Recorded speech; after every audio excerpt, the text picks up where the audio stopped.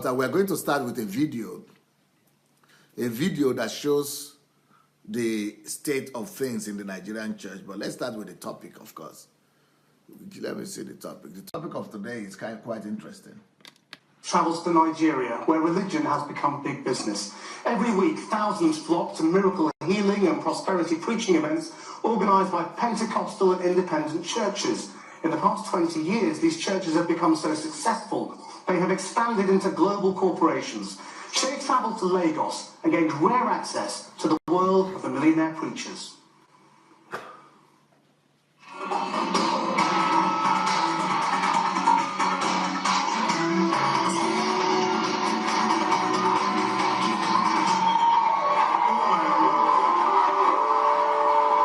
Preaching in Nigeria has become big business.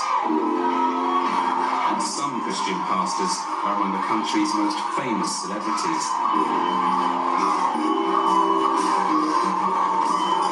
So, you see what they said? Preaching has become big business, and pastors in Nigeria have become the biggest celebrities. Now, that is a tragedy. Because pastors are not supposed to be celebrities. Pastors are supposed to be servants.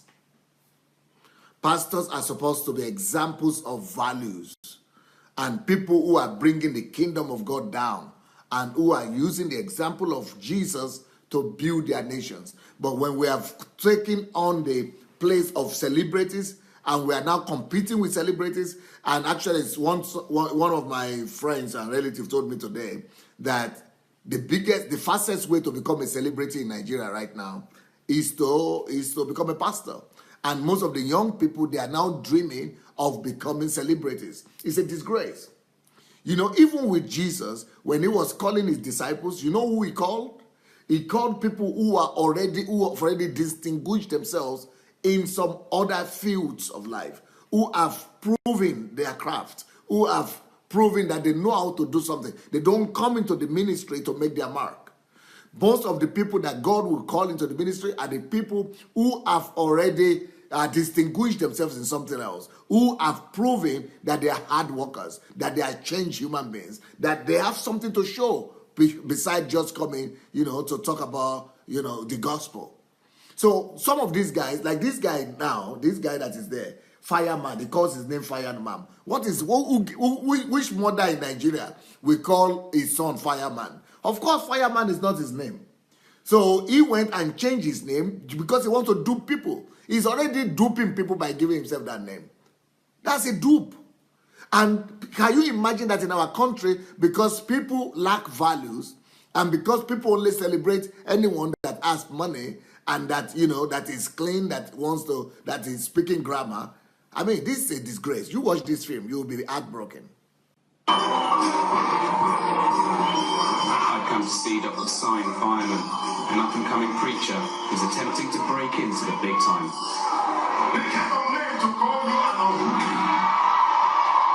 Today, 2,000 people were at an event Dr. Fireman had billed as the burial of Satan.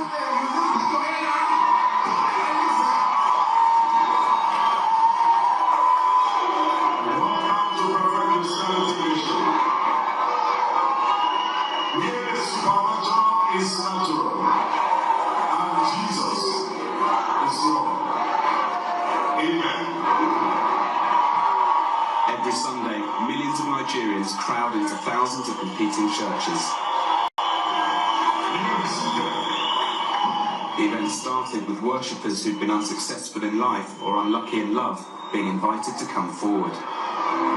Many Nigerian Christians believe that demons are the root cause of their problems. They come to people like Dr. Fireman to have these demons exorcised. Lift up your hands. So you see what he said? He called forward people that are unfortunate in love or that have financial problem or any problem. So people that have challenges are being prayed in Nigeria. If God forbid that you have problem in Nigeria, pastors will pray on you. That's not good. Because even in the West, in any normal European country or American country, if you are in a calamity, if you are in a problem, if you are in a crisis, nobody begins to ask you to give offering or to sow or to bring money forward. People don't pray. It is abnormal to pray on people's situations, so catastrophes, tragedies. When people are going through difficulties, it is not the time for you to exploit them. But all our preachers in Nigeria, maybe not 100%, maybe there's exceptions, but majority of our gospel, in fact, it is the whole essence of the gospel we preach in Nigeria. The whole essence of the gospel that is preached in Nigeria is that find people who have problems. Because once you know that they have problems, you know they are ready to give up everything. They are ready to part with their money. They are ready to part with their houses. They are ready. Somebody even told me today that they will go to the church with cars and they will leave the church without their cars because they want their problems to be solved. Pastors have become experts in exploiting people's sorrows, people's problems, people's tragedies. So when the pastors know that you have problem, you become their center. For example, like in this case now, these are women that either cannot get married or they cannot have children. That is their pain. That is their tragedy. And you know what our people will do? Those are the women they will call forward and be using them for experiment to prove that they have power. So they prey on them, they take advantage of their calamities or their situations, of their tragedy. They begin to make them fall, make them do anything just to expose them to, to show that, yes, they are now using their calamity and their tragedy to show that I'm powerful. And then they still strip them naked. They take their money, they take advantage of them, they just mess them up. Just because those people want answer. And this kind of situation, when you are desperate, you are ready to do anything. You are ready to do anything to receive help. So it is desperate people that Nigerian pastors are building their fortunes on. Either it is Oyedepo or either it is Adeboyo. When they talk about miracles and breakthrough, they are telling you that they are going to pray on you. It is their own breakthrough, not your own breakthrough. Because they will take everything from you and be using some stories, some so-called testimonies of people, one or two people that, that are just, cases of exceptions. You always have one or two people who that have, some things going on for them. They will be using those testimonies to mesmerize others so that they will keep on taking from other people. I mean, it's an evil industry. It's not the church of the Lord Jesus Christ. So you see what this guy will do now? He is calling forward people who are in pain, who are in tragedies, and you will see what he will begin to do for them. I mean, do on them. He is just messing them up, bringing camera on them, to show that he is the one that is powerful, so that new people will come. He's building his fortune and his name on the tragedy of other people. You tell me how God will not punish these people. You tell me how hell is not waiting for them. Because when people are vulnerable, that is not when you should take advantage of them. If you want to take advantage of anybody, take advantage of people who are strong. People who could stand for themselves. People who will not become even more devastated.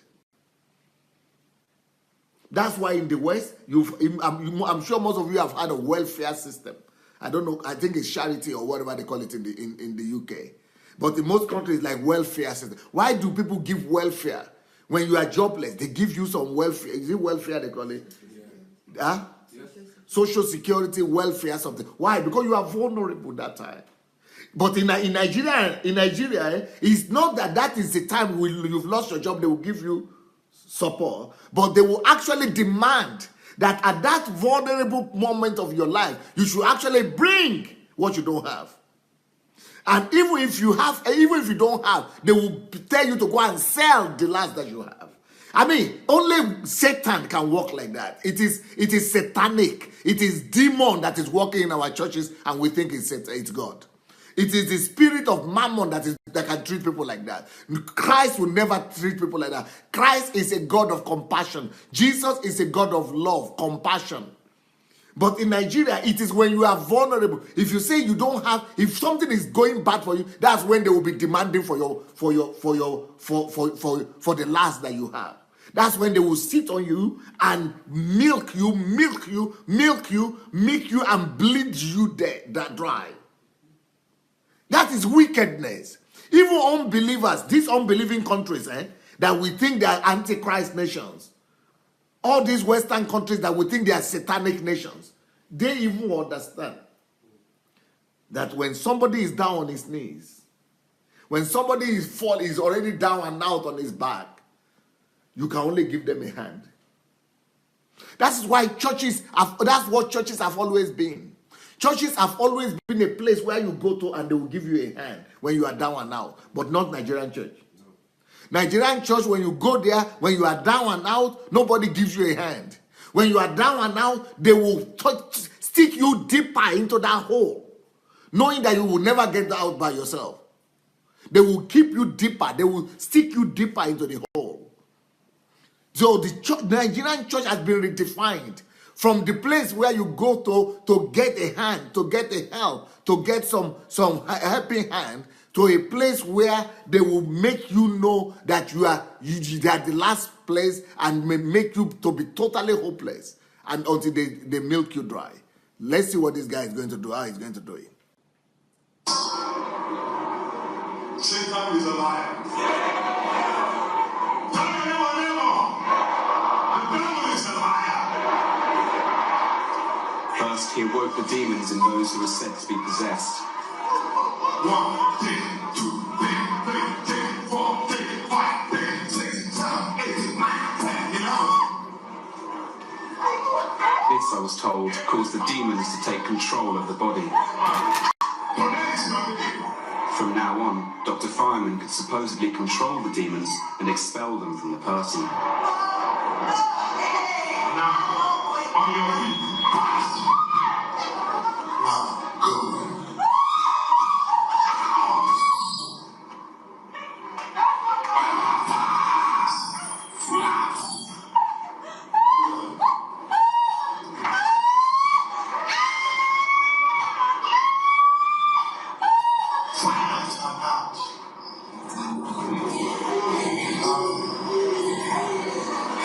This is an incredible spectacle. At times it's almost humorous, but there are thousands of people in this congregation, and not a single one of them is laughing. Everyone takes it deadly seriously. In the name of Jesus. Then, sick members of the congregation... Stop. Look what he's doing. You mean that guy cannot use his own hand to clean his face? You mean that guy cannot hold handkerchief in his hand?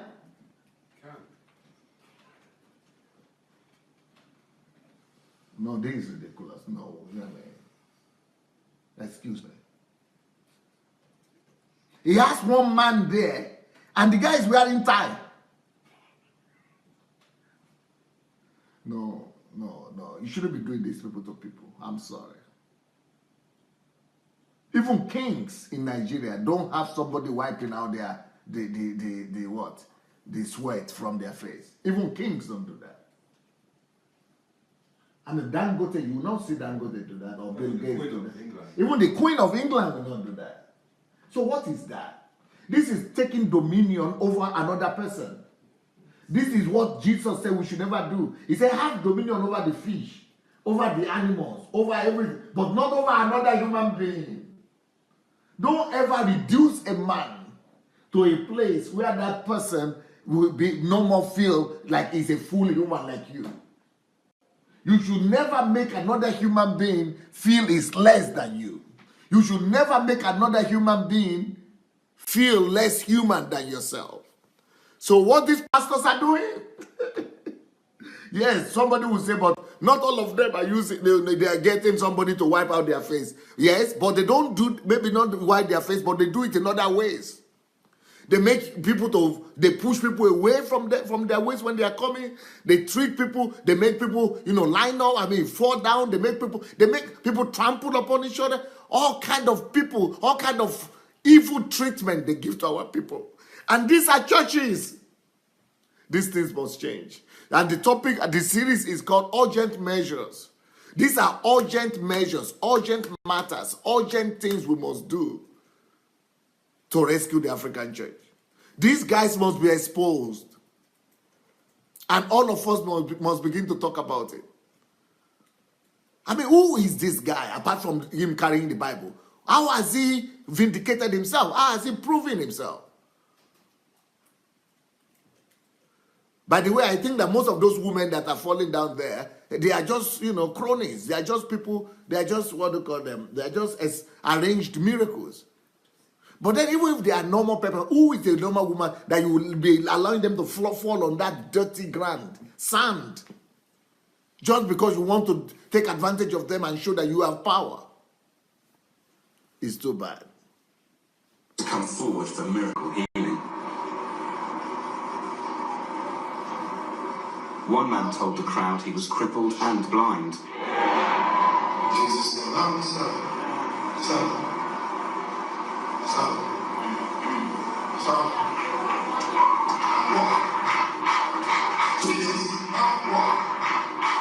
Earlier, I'd seen the man walking unaided, but no one else mentioned it. Other people were also supposedly healed. Stop. You see, the journalist said he had seen the man walking to the church by himself earlier on, and now they are saying he couldn't walk and the blind, because these are arranged miracles, and they are fooling our people, putting up arranged shows so that he will build. Why is this man doing it? So that he will build his own empire. So that he will also ride in private jet. His own dream is to have private jet like Oyedepo, I bet you. This guy is having a dream of building university like Oyedepo, right? Because what the fathers do is what the grandchildren and children are trying to copy. The evil that is being perpetrated by the so-called fathers is what these people are repeating. To quiz the sick people about these life-changing events, but none would speak to me.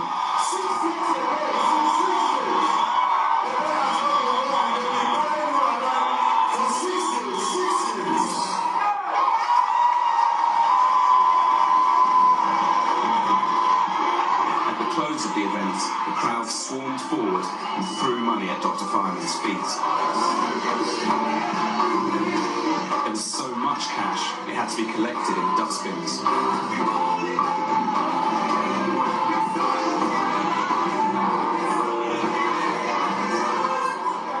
As the congregation left, I wanted to know why people were giving so much money to Dr. Fireman. Valerie said those who gave were repaid by God with good fortune. She was one of those whose demons had been exorcised. I really can't say what was happening most of the time. The only thing I knew was I just told God what I wanted at home. I prayed to God and I told him some certain things about my marriage, and I just wanted him to give me something.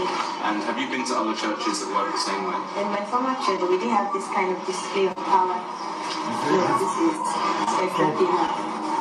Display of power. This is spectacular. And that is what Nigerian church is all about now. It's not about Jesus. It's not about God. It's about display of power. It's about the spectacular. And I look at this picture. Look at the picture of this guy, for example. This is the guy. He's a con artist. This guy belongs in prison. This guy belongs in prison. This guy is supposed to be in jail. This is a con artist. And I'm sure he's trying to be another Chris Oyakilome. This guy is a con artist. He's a fraud. He needs to be in jail. His picture is supposed to be in every station. They are supposed to find out his real name. His real name is not Fireman. Somebody needs to find out his real name and disgrace him. And run him out of town. And that gullible girl, she's even confessing. She doesn't even know what she's talking about. She's even saying, I came for the display of power and spectacular. She doesn't know that she's brainwashed. Christianity is not about that. Christianity is not supposed to be about display of power, or it's not a circus. Display of power you find in circuses or in magic shows. Spectacular. Go to the theaters. The Christian church is supposed to be about the person of Jesus, about knowing the Father. Jesus said, people like you who are following spectacular things, people like you who are following, what did it say, spectacular and show of power, who are following the show of power and spectacular things, you are evil and adulterous generation. That is why I started this move that is called Citizens Movement Against Religious Cabals. Go and find it on Facebook and register. Because this cabal must be driven out of our society. These are people disgracing us. It is only evil and adulterous generation that seek after signs. And it is the word of Jesus. Look at him. You can even tell from his face that he's a con artist. He's a con artist. And some people are buying into it. With the service over, Dr. Fireman left in his yellow Hummer.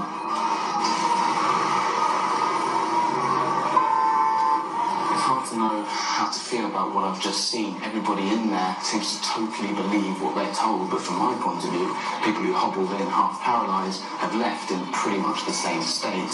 The only thing that seems to have changed is that the bag that was completely empty is now full of cash. That's a black guy. This is a black guy, and he's a Nigerian descent of a Nigerian origin. But because he has not been raised in Nigeria, and he has not been brought up in that environment of lies and deception, he's sane. So when I come on like this, and I begin to talk about this, and people say, are you the only one? Mr. Know-It-All. So are you the only one who is right? Are you the only one who is correct? Why is it that everybody else is wrong? So you are the only one, eh? That's what they are talking. That's the way they're talking. But they don't know that, no. Go and take anybody that is not been grown up and has not been grouped in any religious environment. People who are just having sane mind. They will tell you that they are taking advantage of you. These people are crooks. This is not church. And this is not about God. This is about ego.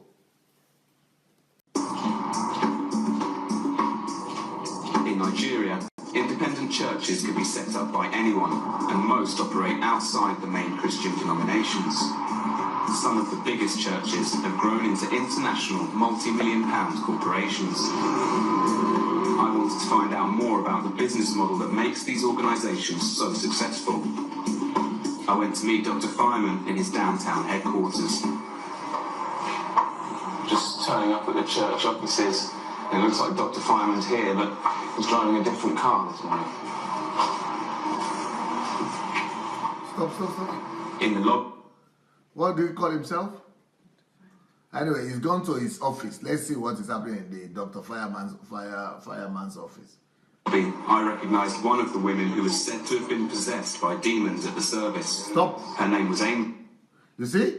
The secretary is one of the women who was acting as being demon-possessed. Thank God this journalist is doing investigative journalism. And he went to the office to see the girl as the receptionist of the office. Is the one who was falling down and saying she was demon-possessed. That is what do you call it? Arranged miracle. I mean, oh God, I think I'm talking to somebody right now by the Spirit of God. I'm coming to Nigeria and I'm going to do this myself when I get there. I'm going to set up a civil society organization, a law firm, where they are going to be prosecuting people like this. Because this is fraud. This is outright fraud. This is 419. And we are going to set, I want to warn you ahead. By the time I get to Nigeria, your crisis has started. But even before I get to Nigeria, I want to challenge anybody to set up a detective organization and law firms to get facts together and prosecute these kind of churches. We need to close them down. For example, this fact alone, that this girl that is the secretary, she's the personal assistant to the pastor, and she was acting there, that's fraud.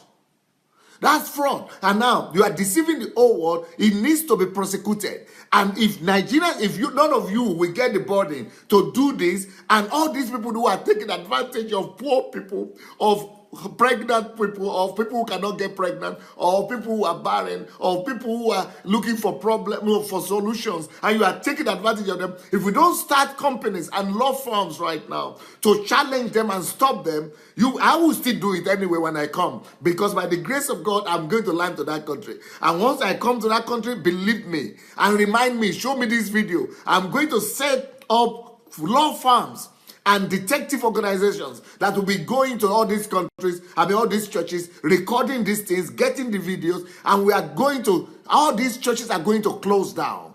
Maybe not all of them, but many of them, if they don't change their ways, they are going to close down. And what these people are doing, and I'm telling you Nigerians now, all of us must begin to raise up our voices. And some of you that are there, or some of you that have opportunity to travel, right now I'm still fighting by demons here. I cannot travel. But some of you who are even living in England or living in America or living, and you can travel, you must begin. We must begin to come together, put our acts together, get together with people, and begin to come up with strategies to run these people out of town. We must begin to come up with strategies to run these people out of town. We don't just observe them and say, oh, okay. No, these are urgent measures, because if we don't silence them, if we don't begin to stop them, they are multiplying every day. This film was done about 5 years ago or more, and since then, more of them have multiplied. Even worse churches have come up because nobody has challenged them, nobody has sued them. But when they begin to hear that they are being taken to court and they are being jailed, when this fireman gets into jail, when Suleiman gets into prison, when people like all those people get into prison, and when they are jailed, so people like Chris Oyakilome, and all of them, when they begin to go into jail one by one, then we could begin to say yes, that it's no more business as usual. But now they are also very comfortable already. They already believe that they are infallible, untouchable. They are connected politically, and they think nobody can touch them, but the truth will touch them. The truth will expose them. And our people are going to be set free in Jesus' name. Let's continue. And it turned out she was also Dr. Fireman's receptionist. You see? She's laughing. Stop. He confronted her with the facts, and she couldn't hide it. She's just laughing. Can you move it backward a little bit?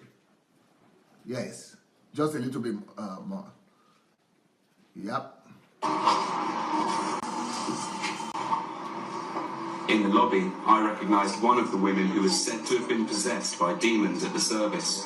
Her name was Angel, and it turned out she was also Dr. Fireman's receptionist. You recovered? The demons and...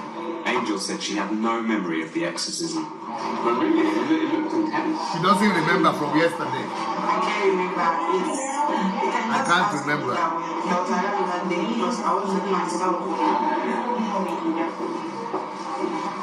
Upstairs, I found Dr. Fireman having discussions with a publisher about a series of books he wants to print. He told me how he started out in the business of religion. I started preaching at the age of 7. I started writing articles at the age of 6. I started writing books at the age of 14. I established the voice of a scammer. Can't you recognize that voice? That face. Look, let me see the face again. Just a backward a little bit. Is that not the face of a scammer? Can't you read? It's written all over him. Can't you see that he's a scammer? 419. Please, let it play. 6. I started writing books at the age of 14. I established my first company at the age of 12. When I was 17, I had 5 companies running. How can a pastor become rich doing God's work? In the Bible, the one that teaches. If you have 5 companies at the age of 17, so you are already a millionaire before coming into the ministry, why are you then collecting people's money? We just saw people putting money on your feet, at your feet, and with you, so you have to close your companies to come and do business, your church business. So which means you are getting more money now as a pastor than you were doing with your 5 companies when you were 17. Which means church business is giving you more money now than whatever business you were doing before you became a Christian, before you became a pastor. So people now are leaving their businesses, they are leaving their jobs, they are leaving their enterprises so as to start church. Church that doesn't produce anything, church that doesn't sell anything, Everybody just collapsing the economy, because if you are doing business, at least you are adding to the economy. At least the economy is growing. But when you are not doing business, you are not producing anything, you are not manufacturing anything, you are just close your business and to do church, you are killing the economy. So who is going to produce?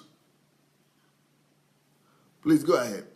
That 1/10 of your income belongs to God. For Dr. Fireman, the principles of his business are simple.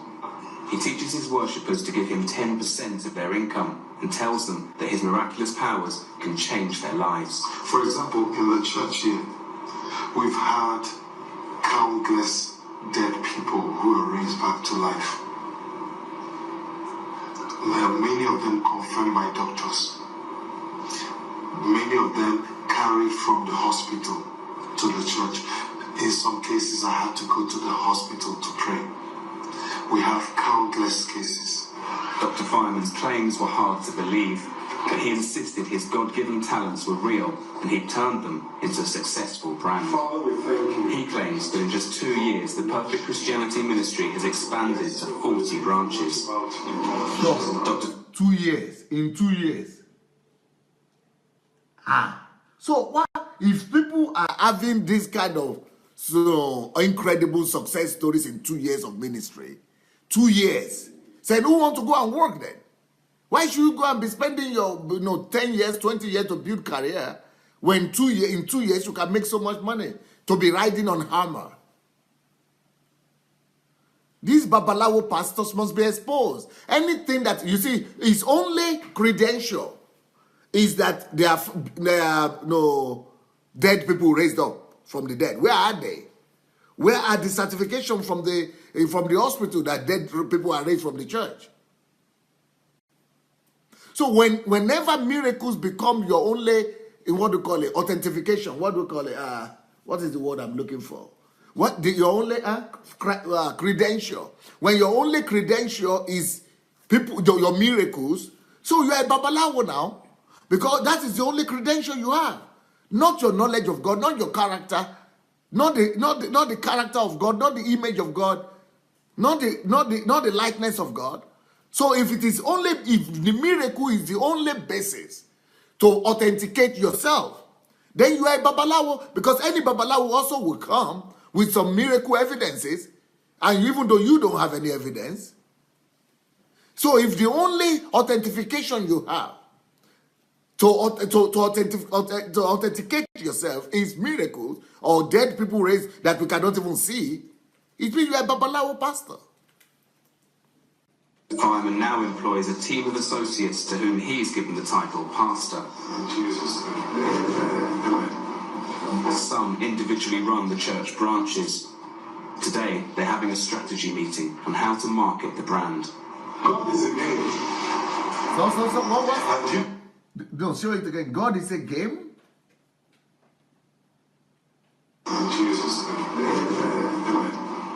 Some individually run the church branches. Today, they're having a strategy meeting on how to market the brand. God is a game. Stop. God is a game? See, this is the attitude people have towards God. You see, this is the attitude people have towards God. No, what would we say to that? This is the attitude. And you tell me we have Christianity in that country. And you tell me we should be quiet. You tell me we have Christianity in that country. You telling me I have to be quiet? Coming from that country, I have to be quiet?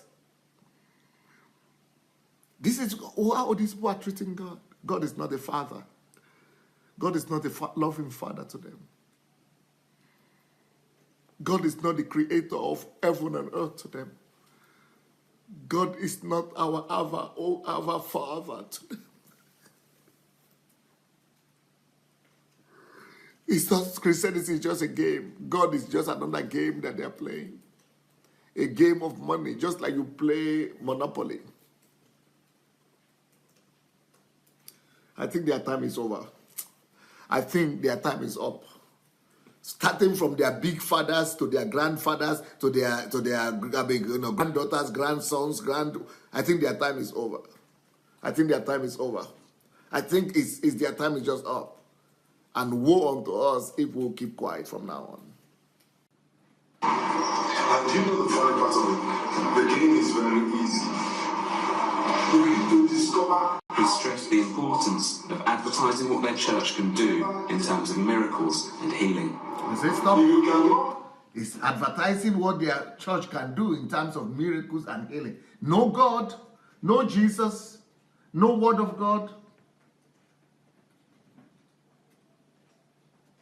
Okay. You cannot make what you have to offer clear enough. People are not going to be enticed.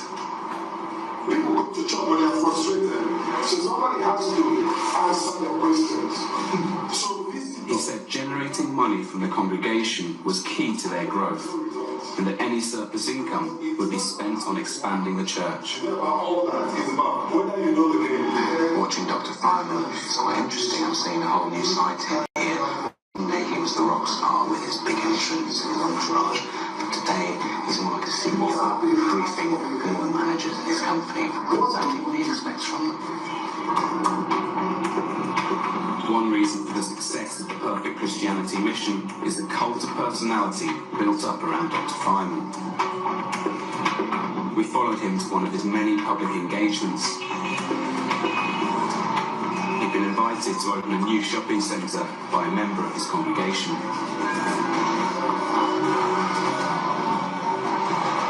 So everybody say E-S-U-S.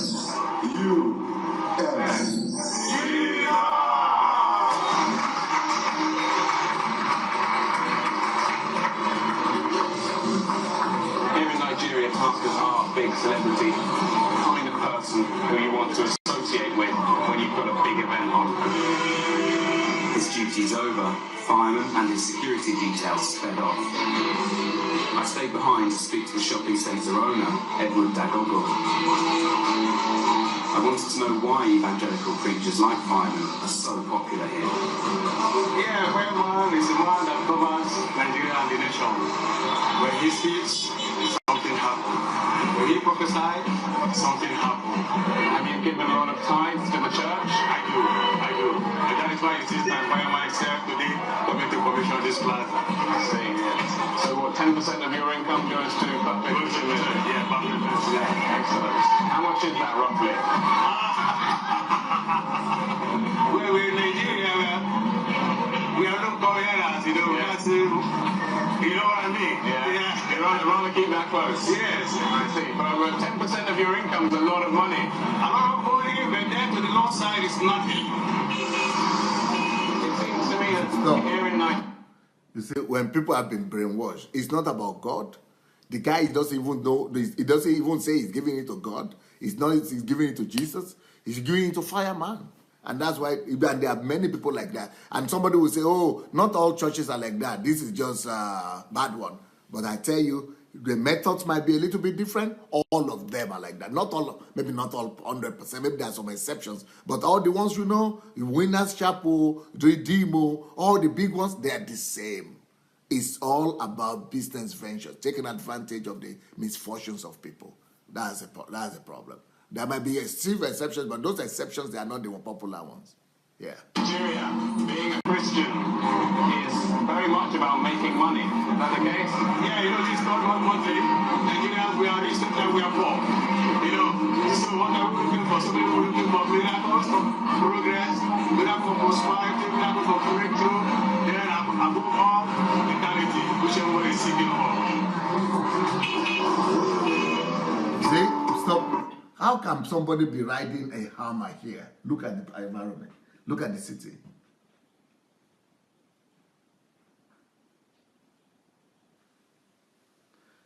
In Germany, before you can see a Hummer, or in Finland, or in Estonia, even in London, you don't see a Hummer everywhere. Even in England, even in America, you don't see a Hummer everywhere. But look at the mix of people are riding a Hummer.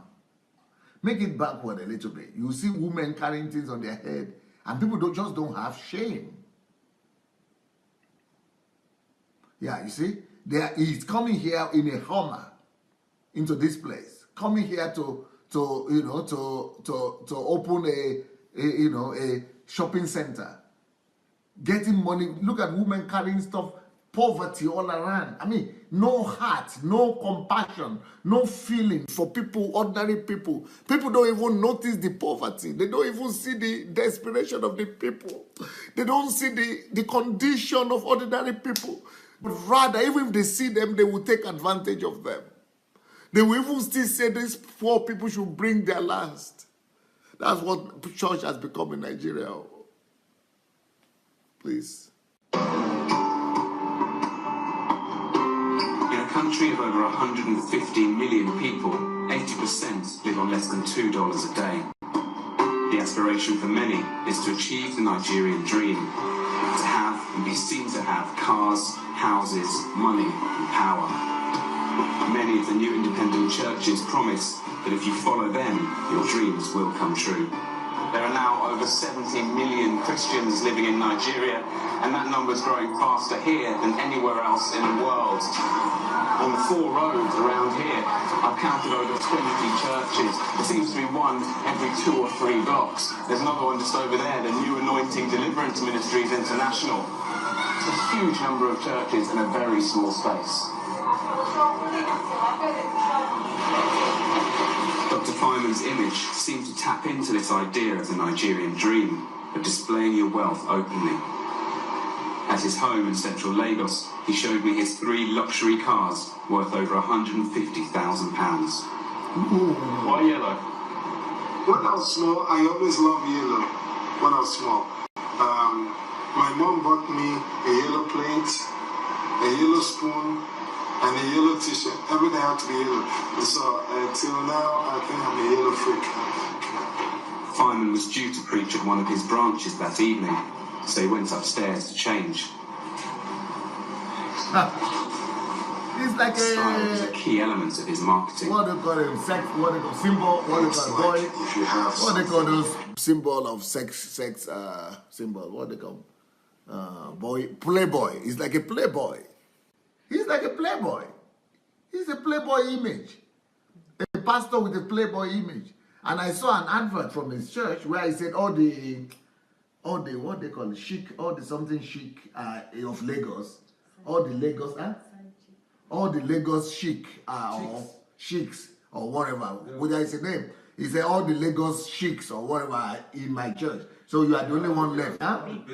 All the Lagos babes or whatever are in my church. So you are the one left to overcome. That's what he said. Yeah. Style is a key element of his marketing. It's like if you have. And everybody is copying this. That is very good. Everybody is copying these crooks. They call it packaging. You see, he has mastered the idea of packaging. There is another one in Abuja they call Koza. And people are going to those kind of churches unashamedly. And they think they are going to Christian church. It's a shame. Go ahead. Well, the container is bad. Though the content is good, it's difficult to sell. We left for the service with a security escort. Fineman said he'd been mobbed in the past. He claimed it was because he was known to give cash to the poor. There have been times that climb the vehicle on every side. I am surrounded with the car, you can move. The service was being held in the middle. You see the kind of police escort he's having? Police escorts are meant for people who are serious in the society. And in Nigeria, it's this kind of crooks that are carrying police escorts around them. Go ahead. Middle-class neighbourhood called Daystar on the outskirts of the city.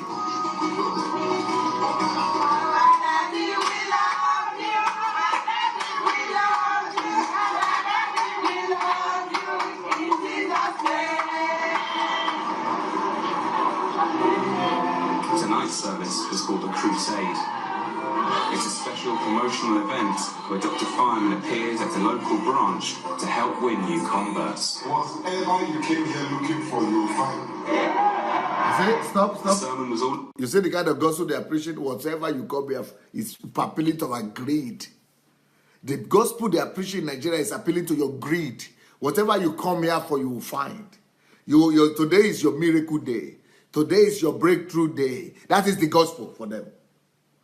No Bible reading, no kingdom, no gospel reading, no epistles reading, no standard of the Bible. Whatever you come for today, you will find.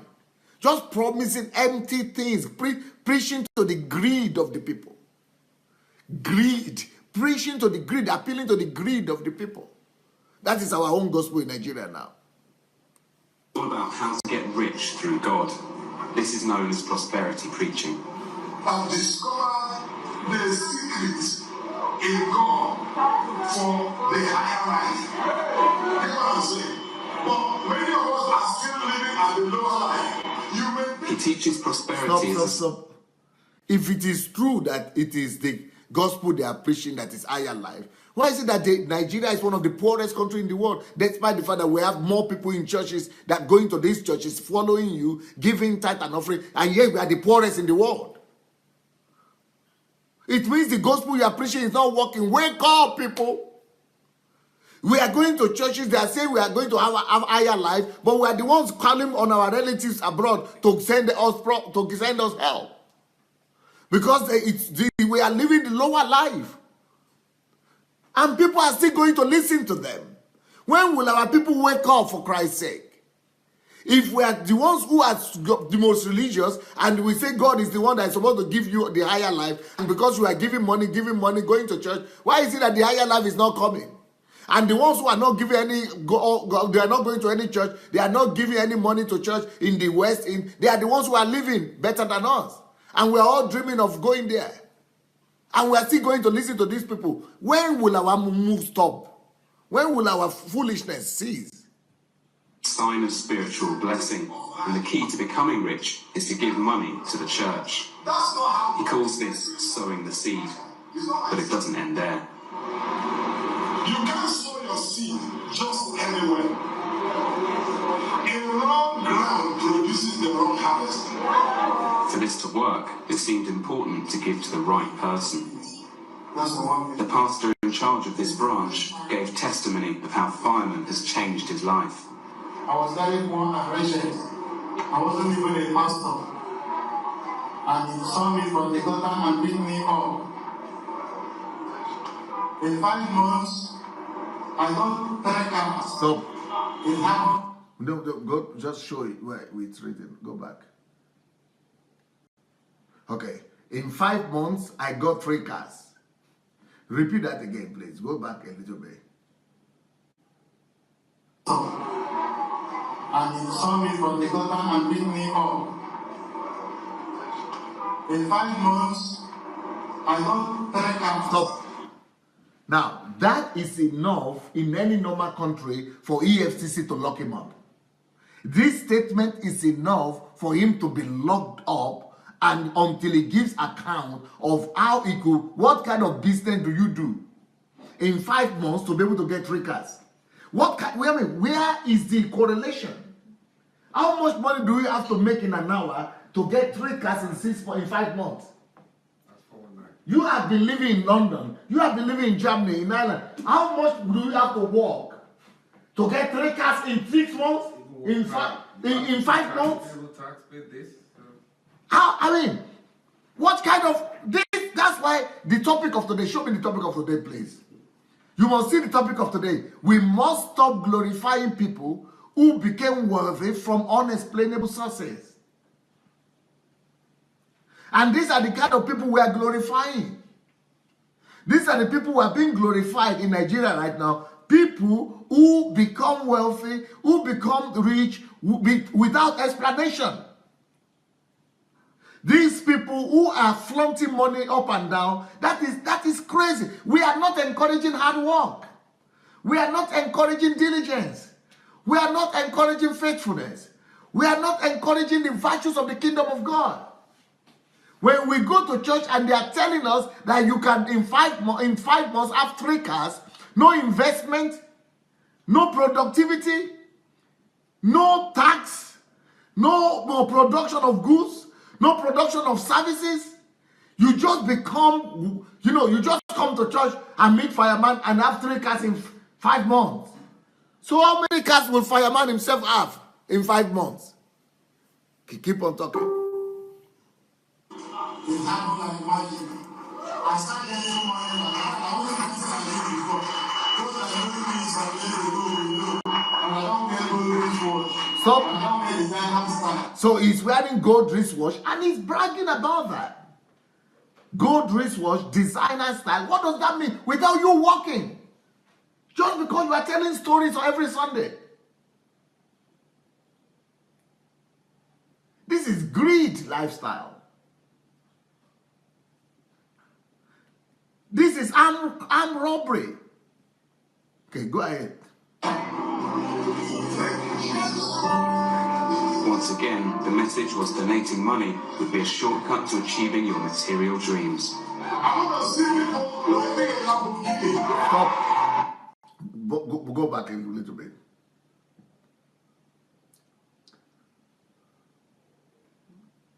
Yeah.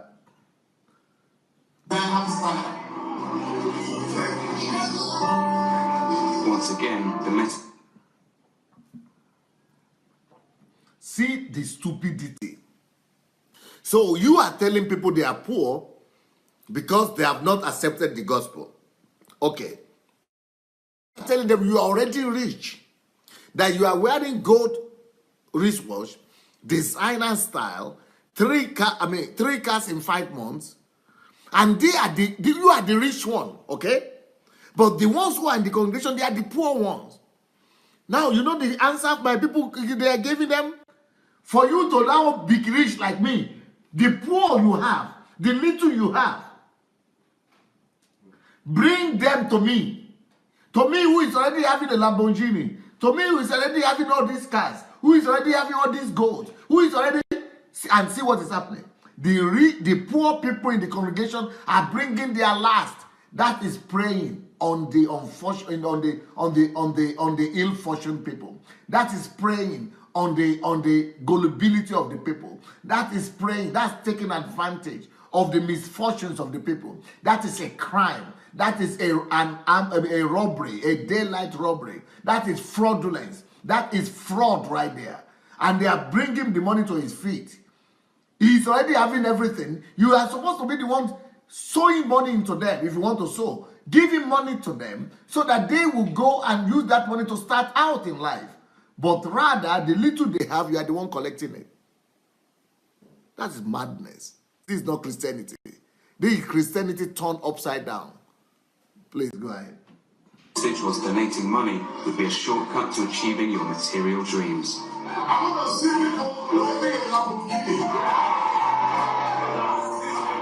So, you see, he said he wants to see them riding in Lamborghini.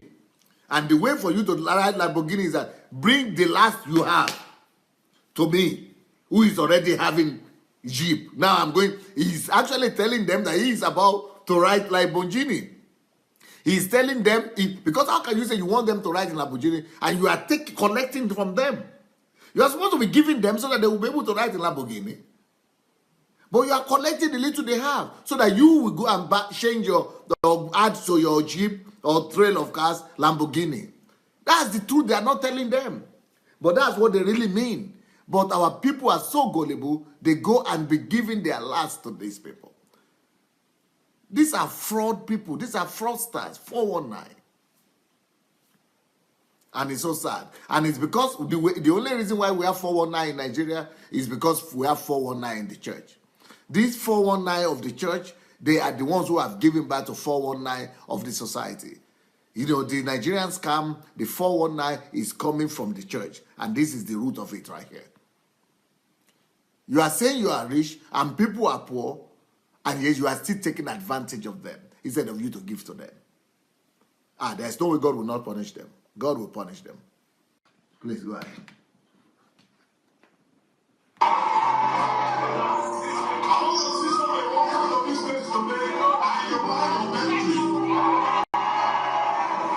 I spent a long day with Dr. Hyman and I really feel like I'm starting to understand him. He sells himself brilliantly, he markets himself brilliantly, he's incredibly charismatic, and even though his performance seems just as crude and manipulative to me as it did on Sunday, he's upstairs and he's winning over a whole new congregation.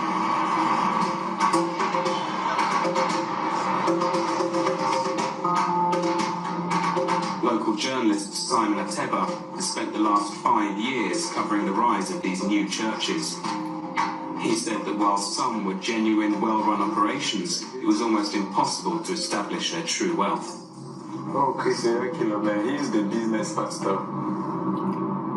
He has churches in South Africa, churches in the US, in Houston in the US, churches in England, churches in other African countries. He has businesses, he has printing press, he has television station, has newspaper, has magazine. Yeah, that's the church. Yeah. Simon took us to the headquarters of the pastor's church, Christ Embassy. 2 years ago, he tried to get some photographs of the building. I was with a photojournalist, and we were about taking a picture of this church from this side of the road. They dragged us inside and beat me until I fainted. I was arrived in the hospital.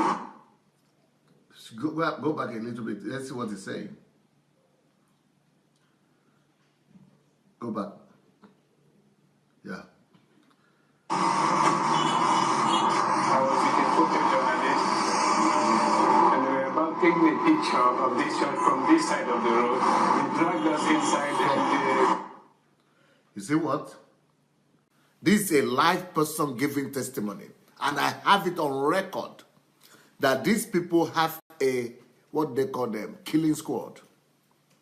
This guy, Chris Oyakilome guy, they have killing squad. They have squad of people going, lynching squad, or what they call them. Squad, lynching squad, killing squad, or what do you call them? Huh? There's a language there, lynching squad. People who go, they are like bandit teams, or they call them security. But there are people who go about killing enemies or looking for people to, they will destroy you if you are going to go against Chris. And then they bribe journalists to keep quiet. Thank God for this journalist guy. This Nigerian guy, he is telling the story. They have talks, yes, they call them talks in Nigeria. They have talks and hired assassins working for these pastors. And you want to tell them they are pastors? Chris, he secured his hired assassins and talks. They got this man and other journalists, dragged him to their special building where they torture people. So that's why some of them can never leave the church. I have it as on personal information that there are people who try to leave the church, especially women. There are some special women that Chris is renting house for and living together with, and so when they try to leave, they will go and lynch them. They will go and all those thug and hired assassins. They are the one to go and kill them or kill. They wanted to kill this guy just because he's doing, because they don't want. They are ready to use anything to cover their traces. In fact, some of these GOs, they sent hired armed robbers, and I know people that they sent armed robbers to. Not armed robbers to come and steal. I have evidence. Not people to come and steal. These hired thugs or armed robbers, they come to attack the house so that you will keep quiet, or so that you will not talk, so that you obey, so that you will not leave the church, or so that you will do what they want you to do. That's what they did to this guy. So they dragged him into the inside the building. So they have places, torturing rooms in their territories. They have a torturing room where they bring you to torture you so that you will not speak against them. You will not say anything. So that even though this one is not a member of their church, can you imagine people who have been members of their church? They torture you, they frighten you. So everybody is afraid of them in Nigeria now. Everybody is afraid of them because they have killing squad. Killing squad, hired killers, yes, hired killers and hired thieves or armed robbers. So this is the story this guy is talking. Repeat it. Let's hear the story of this guy again. Go backward a little. Yeah, that's good. Yeah. He tried to get some photographs of the building. I was with a photojournalist, and we were about taking a picture of this church from this side of the road. They dragged us inside and beat me until I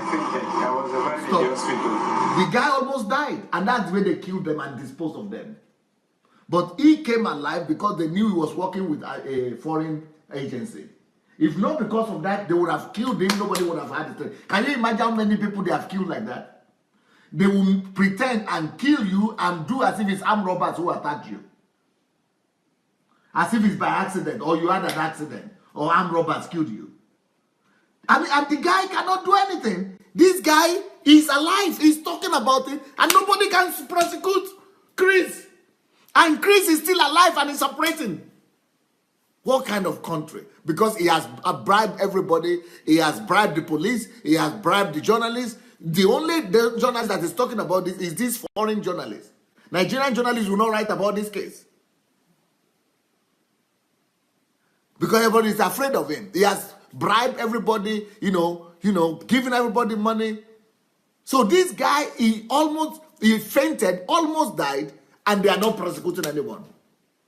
And the church is not closed.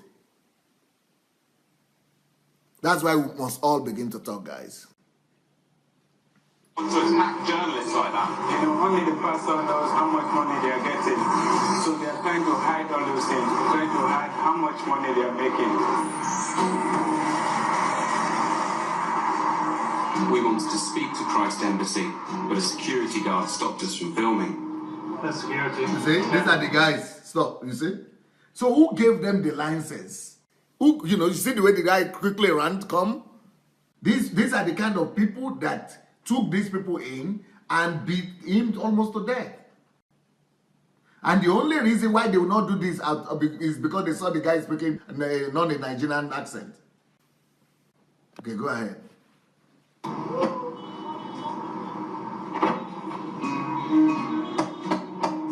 Then I was dragged inside the church. You see? Probably about 10 security guards came over and dragged me by the belt into their building. It was almost exactly the situation that Simon and Taylor described to me this morning. Stop. But luckily... You see? They almost did the same thing to him. But because of his accent, they let him go.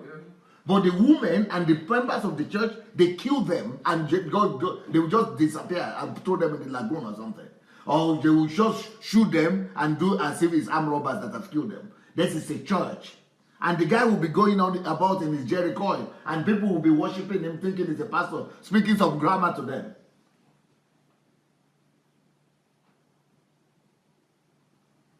It is a shame. It is a shame. Described to me this morning, but luckily I didn't end up getting beaten up. Christ Embassy later told us they were too busy to be interviewed. Go back. We contacted. Yeah. Getting beaten up. Christ Embassy later told us they were too busy to be interviewed. We contacted all the wealthiest churches, but only one would speak to us. It's called the Household of God. This whole street is called Household of God Street because it's owned by the church. It's run by Reverend Chris Okotie, a former pop star who had hits in the 80s with records such as Secret Love and Show Me Your Backside. Morning, Pastor. Morning. In 1984, he found God, set up his own church, and is now reported to be worth £6 million.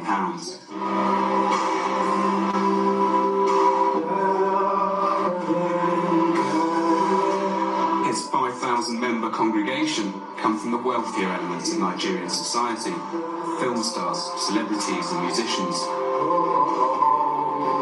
There are security guards everywhere. It seems that most of the people here have come to see him using his talents, and he does so brilliantly. The majority of this service is him singing and dancing on stage, and of course, talking in tongues.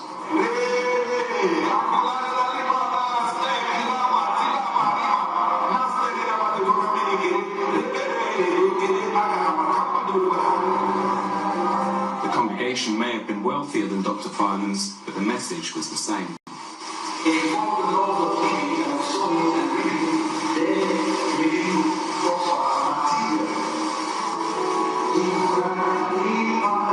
Through prosperity preaching and the success of his church, he built a power base that enabled him to contest the last 3 presidential elections. Nigeria is a rich nation.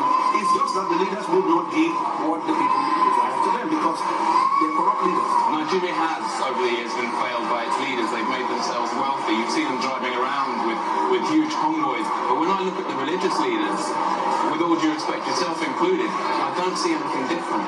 The difference is that we practice a philosophy that guarantees prosperity. God has offered an alternative. A church where there's equality, there is prosperity, there's hope, there's faith. Choose.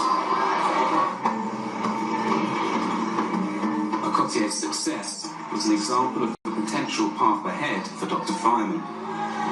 Before leaving Nigeria, I wanted to speak to him again. He was in the music.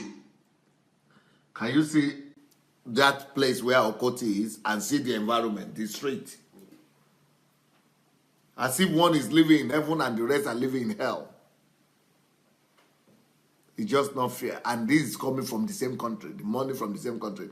And that, thank God for that journalist. He said there is no difference between you and the politicians. He said the people, government is corrupt, whereas they themselves are corrupt. Where are you getting the money from the people? You left business. So he's making more money from business, from church than from music industry. So church business is more lucrative even than music industry and music business. Yeah, go ahead. Recording a track, an expansion of the Perfect Christianity ministry into the music business.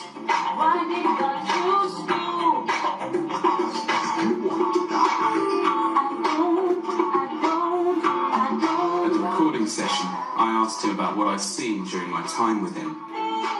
People believe in miracles, and it's quite easy to use their belief to make yourself rich, and that's what I see you do. Was Jesus poor? Jesus was a poor man, yes. He was not. Jesus had nothing. No, it's a lie. You don't know the Bible. Jesus had nothing. It's not true. His followers had things which they could. I have. Jesus had nothing of his own. It's not true. I have the Bible here. We can open it and go through it. There is time. Jesus was rich and had an accountant that followed him in the name of Judas Iscariot. Jesus was poor and humble, being the key point there. He was humble. Let me ask you a question. If Jesus lived now, he wouldn't drive a bright yellow Hummer. If I'm humble, God will bless me. You say Jesus touched people, the sick. You watch me in church, I laid hands on the sick. Stop. I should say. You see, even a journalist who doesn't claim to be a Christian has more conscience than our Nigerian pastors. A journalist who is not a Christian, who doesn't say he's a Christian at all, but not born again.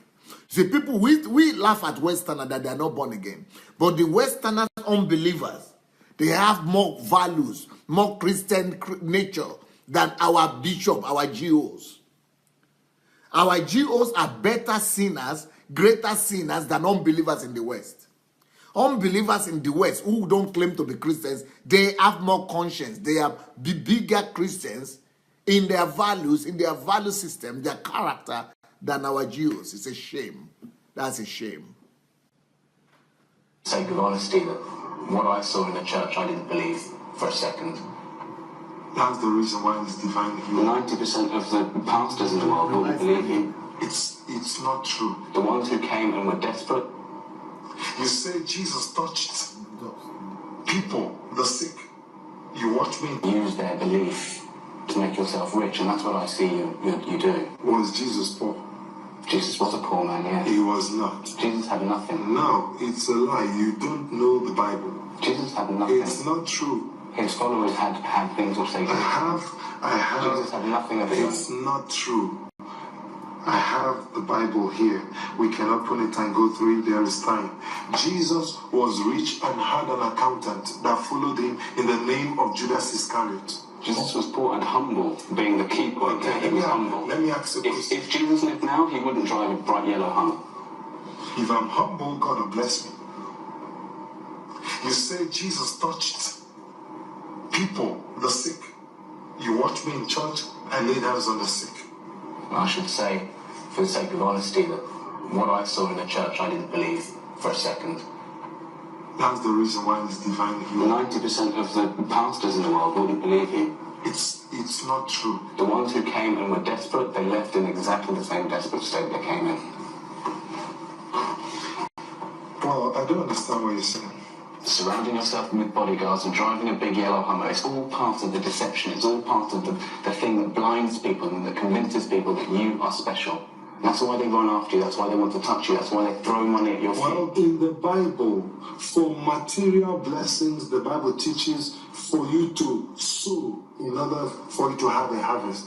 It's a fundamental principle of the doctrine of the Word of God. Like many. Thank God for that journalist. An average Nigerian is not as bold as that journalist. An average Nigerian cannot confront pastors like that. But you see, somebody who is free, who is living from the West, a Western mindset person, can confront all these fraudsters who are calling themselves pastors and talk to them about, confront them with the truth. And that's what Nigerians must learn to do. We must learn to confront these fraudsters with the truth and expose them for who they are. These are just fraudsters robbing the people of God, taking advantage of Nigeria, and it's a shame. Nigerians, it's a shame. Please. Pastors, Dr. Fineman's obsession with wealth is a key part of his religion. It defines his existence and sense of self-worth. It's what he promotes to others, and he seems to genuinely believe that it's the way to spiritual enlightenment. Prosperity has always been the holy grail of Nigerian society. Now it seems running your own church has become just another way to achieve the Nigerian dream. And were desperate, they In the name of Judas Iscariot. Jesus was poor and humble, being the keeper. He was humble.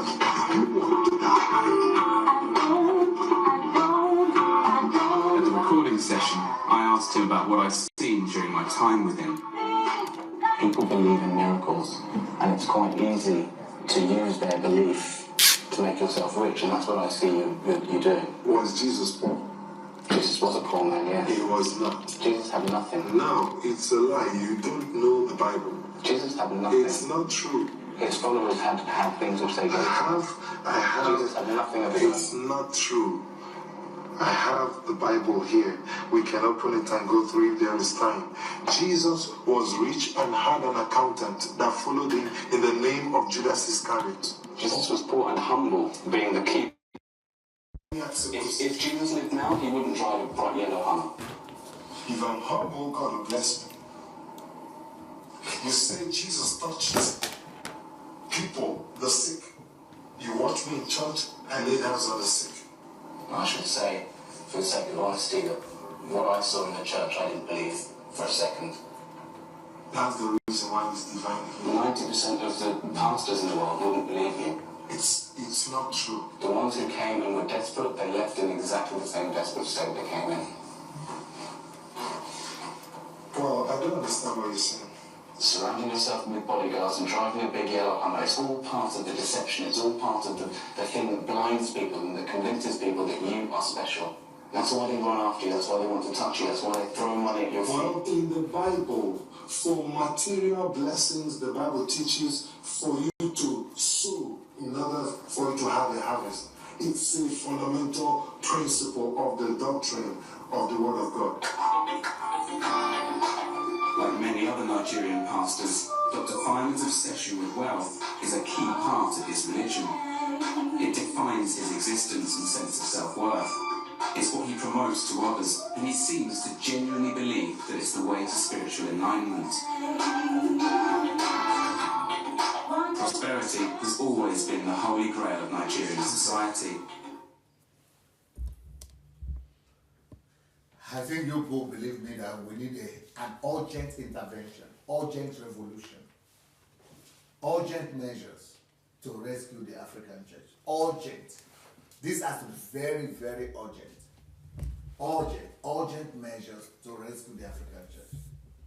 And the urgent measure today is we must stop glorifying people who became wealthy from unexplainable churches. Starting from from unexplainable sources. Starting from churches. We must stop glorifying people. And that's why I wrote this book. Insulted by Ungodliness. You see? If you don't have this book, go get it on Amazon or go to DSA's books dsisbook@gmail.com. Just write to dsisbooks@gmail.com. You know, it's insulted by God. All of us must be insulted by what these people are doing to us. We must be insulted and we must begin to take action. You see, what is happening in Nigeria is called mountain of ignorance. It's a mountain and it's a big ignorance. Send these books to Nigeria. I don't know if we have them in Nigeria. If you are in Nigeria, you can get them from Shioma.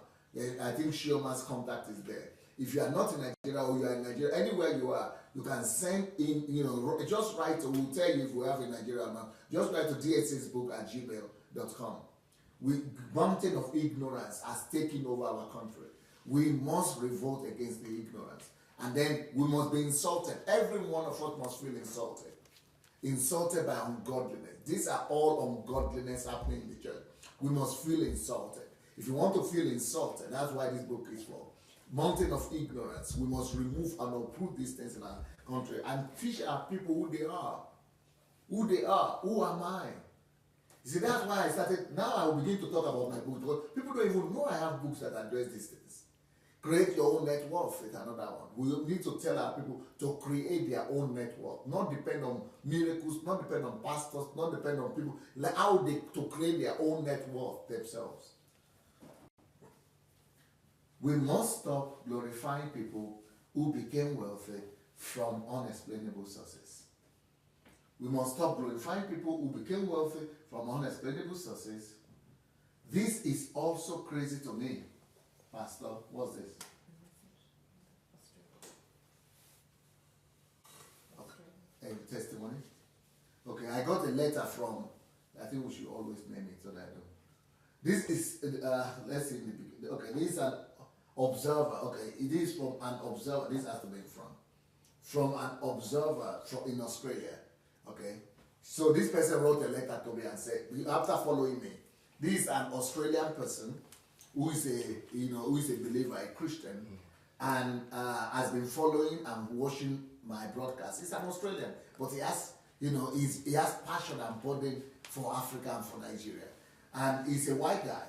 But he wrote this letter to me. See what this somebody who's not in Nigeria now, just seeing what is happening in Nigeria, just studying Christianity in Nigeria, the Nigerian form of Christianity. See what he's writing.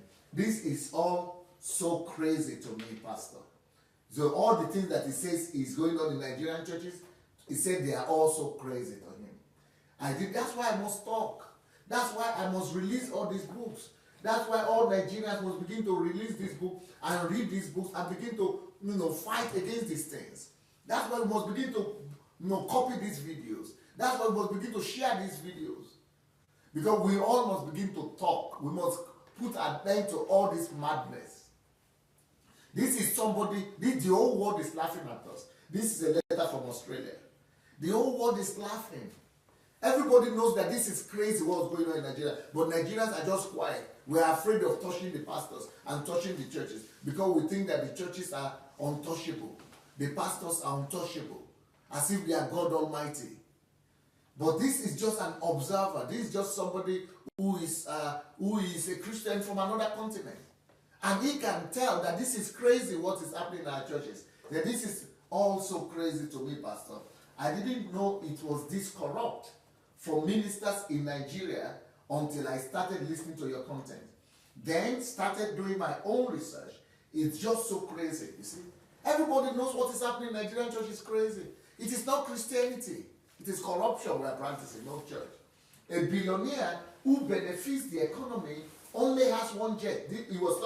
He studied Nigeria so much that he found out that Dangote in Nigeria, who is a billionaire, has only one jet. And it's not just a billionaire, it's one of the richest people in the whole world, has only one jet.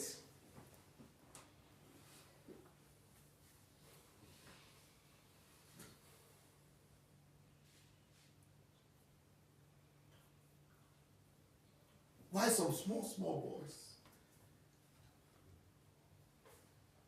who call themselves pastors are having 2-3 jets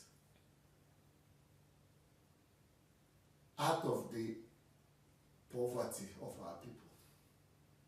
A billionaire in the world list of richest men could only afford one.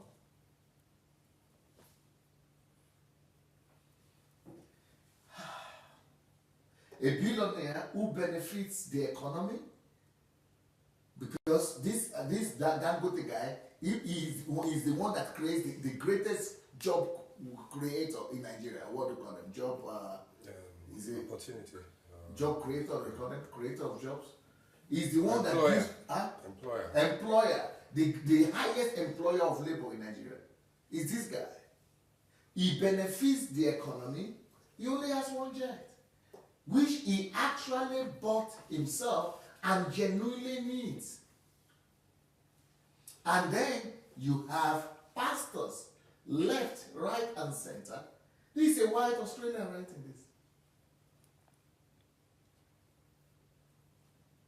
You have pastors left, right, and center in Nigeria who have multiple private jets. And they are not paying taxes.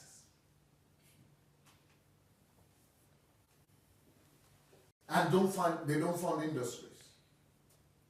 They don't have manufacturing sets. They don't have farms, just collecting money. And don't even pay tax or help the country in any way. But they are having multiple jets, building universities, cathedrals. He said, Lord, this world, laugh out loud. This world is crazy. And this world is even more crazy in Nigeria. I think they became too spiritual. Our so-called pastor became so spiritual and became so spiritual that they became useless. This is an Australian observer writing this. What are we Nigerians saying about this? We all need to begin to cry out. That's why I will begin to talk. I will talk about my books, because I didn't want to be, I was not talking about my books because I didn't want people to think that I want to sell books. It's not about selling, it's about the content. Let's start the revolution. Let's use books. Let's use, anything. Give me this one. This is about how I did revolution in Ukraine. I don't know if you have never heard of church shift. I don't know what you have heard about. This is how we can do revolution in our country too. Bring the author.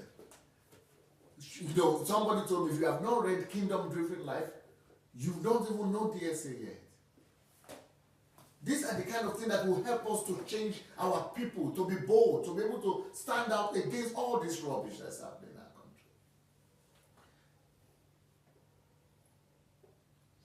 I think they became too spiritual that they became so useless.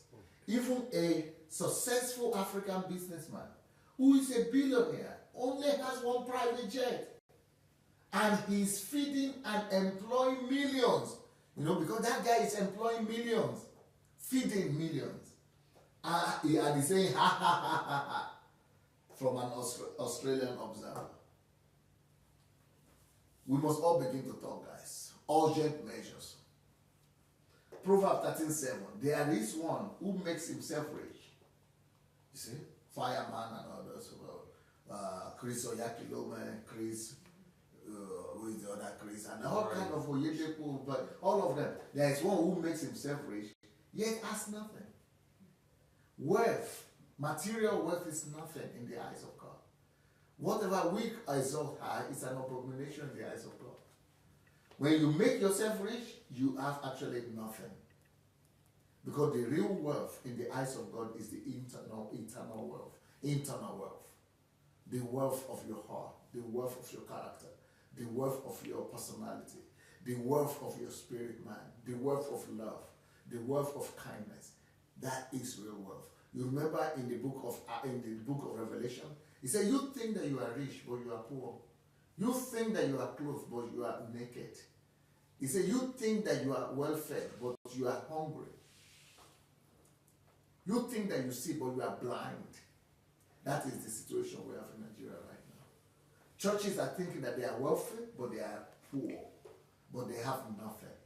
Because if you don't have love, and we don't have love, if our community and society is like that, we don't have love. We think that we are wealthy, we have big buildings, big churches, big offering. No, we are poor. We have to be rich in God. We have to be rich in the things of God, not in material things. We are poor. We're a poor nation. We're a poor church. There is one who makes himself rich. Once we begin to make ourselves rich like that, we're actually poor.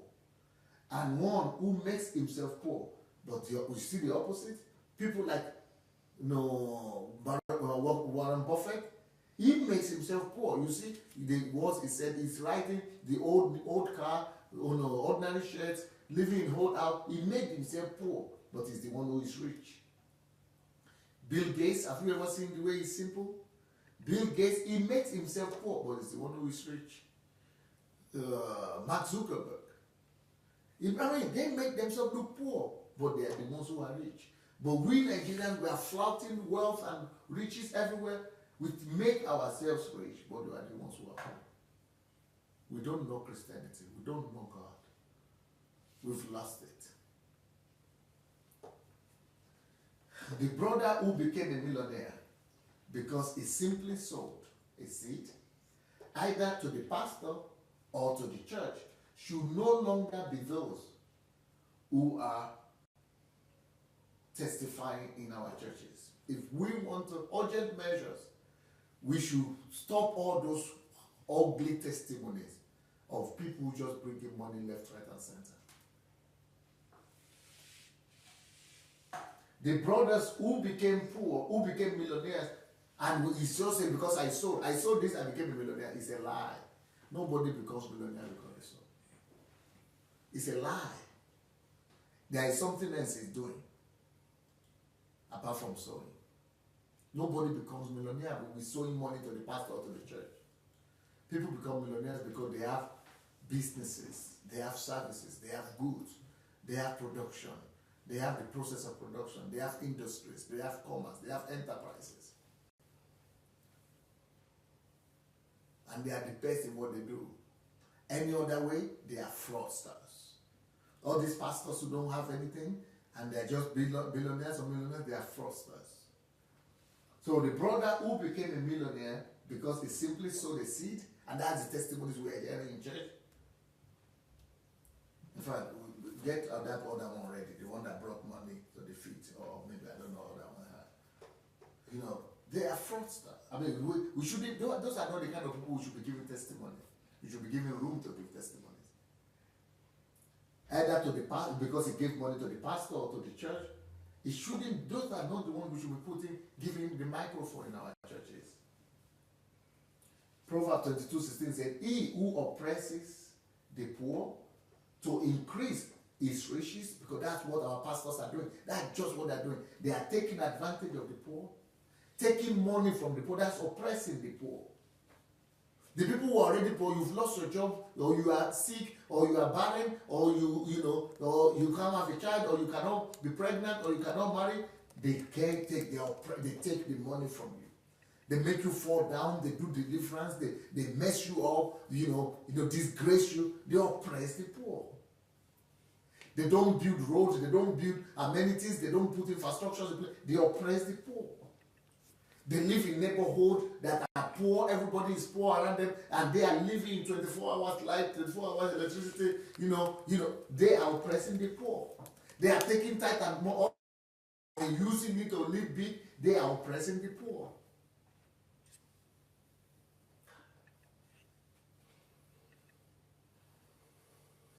They are taking the last from people. They are oppressing the poor. They are using it to send their children to school. They are oppressing the poor. They are not taking care of the orphans and the fatherless. They are oppressing the poor. Our churches are number one oppressors of the poor, more than the politicians. He who oppresses the poor to increase his riches. You want to tell me that the pastors in Nigeria are not increasing their riches? Okay, if you disagree with what I'm saying, tell me how your pastors are increasing their riches. Show me their industries. Show me their Microsoft. Show me their Facebook. Show me their Apple. Show me their industries. Show me their companies. Show me their businesses. Show me their tax returns. Show me the industries they have built. If they are not increasing their riches through industries, it means they are increasing their riches through taking from poor people. Is that not oppression? The economy is bad. People cannot afford 3 square meals, and you are still taking from them. And you say they are not oppressing the oppressors? You see, this is the book every church in Nigeria is supposed to be using. They are supposed to be teaching people like this, to empower them, teach them principles of how to become millionaires, and say, don't give anything. But once you apply these principles and they work for you, then from the money you make from you can bring tithe and offering.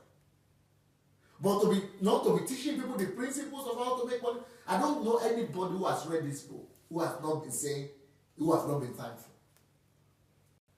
Because these are the things that we should. You don't get to become a millionaire or rich by sowing and reaping, or by telling people to give. Because the only person who becomes millionaire in that time is the pastor they are giving to. But if you really want to help people, get this book. These are the principles of how money will make you rich. It's not about money, it's about teaching people the laws of money. Teach them to become sufficient financially. I don't know, I think everybody should know this book. That's the kind of thing we should be teaching people. This is another book. How to secure financial future. Any one of you can take this book, go and teach people. Go, not just for yourself, become a millionaire. This is the material that I used to raise 200 millionaires in 3 years. Get them for yourself. Go and read the books yourself. Become a millionaire and begin to teach other people how to become millionaires. The other one is, don't stop working for Uncle Sam. Read these books to make yourself a millionaire. Then the fourth one is poverty mindset and abundant mindset. They are all on Amazon. Make yourself a millionaire. These are the kind of teaching that our pastors in Nigeria are supposed to be teaching people. So that people become millionaires, be independent. But instead of that, we are oppressing them when we collect money from them. When we tell them that they are only going to be rich by sowing to us, we are oppressors of the poor. He who oppresses the poor to increase his riches, and he who gives, this is one way we are oppressing the poor, right? But see the second part of the scripture here. And he who gives to the rich. You know, in Nigeria now there is a doctrine that you shouldn't ever give to the poor. Only you must give to the rich. So poor people in Nigeria, they tell them for you to be rich like the rich one, you must give not to the poor. The Bible is saying give to the poor. But they are saying no. They change the Bible upside down. And they say no, don't give to the poor. You must always give only to the one who is already rich. So that the anointing will come on you. Deceivers. Poor deceivers. Liars. Fraudsters. 419. Scammers. And they call themselves pastors. They say don't give to the poor. Give rather to the rich. But see what the Bible says. He who gives to the rich will surely come to poverty. That's why the whole country is poor. When in a country where people are giving to the rich instead of to the poor, that country will become poor. That's what the Bible is saying here. In any country that practices giving to the rich instead of giving to the poor, that country will live in poverty. That's why our country is not coming out of poverty. And there is no way God will not punish these pastors who have brought these doctrines. There is no way God will not punish them. Let's go, please. We should be giving the microphone to the hard workers. Those are the people we should be celebrating. Not to the ones who just bring money without knowing the source of the money. But we should not emphasize money, but emphasize hard working. That is what we should be emphasizing. Either the hard worker has money or doesn't have money. That is the person we should be giving the microphone to. We should be giving the microphone to the hard worker who have, through a lifetime of perseverance. It doesn't matter he has work or not, but he has shown perseverance through hard work. He has shown diligence. We should be giving our microphone to testify to people who have shown diligence, perseverance, dignity of labor, and who have really attained their success through principles of the Bible, rather than just anyhow. Rather than through miracles. But the ones we are parading in our stages today, in our pulpits, are all those who are just through miracles. I know you have the videos, but let's keep do some teachings for. Proverbs 10:4 says, he who has a slack hand becomes poor. You see? And that's what we are teaching. We are teaching people to believe in miracles, thereby not working hard. Slack hand. That's why the country is poor. But the hand of the diligent makes rich.